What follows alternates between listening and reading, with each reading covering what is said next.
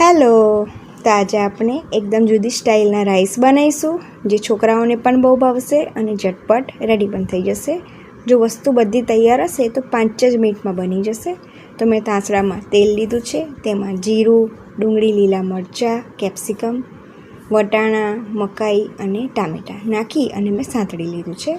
ટામેટાનું moisture થોડું ઓછું થઈ જાય એટલે આપણે તેની અંદર બોઇલ્ડ પાસ્તા નાખી દઈશું. તો આ પાસ્તા મેં પહેલાં બોઇલ કરીને રહેવા દીધા હતા અને હવે પનીરના પીસ કરીને નાખીશું. પનીર તમને ક્વોન્ટિટી પ્રમાણે તમે નાખી શકો છો. તો આમાં મીઠું અને મરીનો પાવડર નાખીશું. આમાં હળદર, ધાણા જીરું કંઈ જ નહીં નખાય.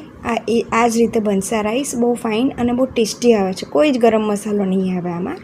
અને લાલ મરચું મેં નાખ્યું છે, ઓપ્શનલ છે, તમારે નાખવું હોય તો તમે નાખી શકો છો. તો આ બોઇલ્ડ રાઈસ નાખી મિક્સ કરી દીધું છે. ધાણા નાખી અને મેં મિક્સ કરી દીધું છે. તો આ ખાવામાં ખૂબ જ ટેસ્ટી લાગે છે, જલ્દી બની જાય છે અને છોકરાઓને પણ બહુ જ ભાવે છે. તો તમે આ જરૂરથી બનાવશો અને કેવું લાગ્યું મને એ પણ જણાવશો. તો મારી ચેનલને સબસ્ક્રાઈબ પણ કરશો.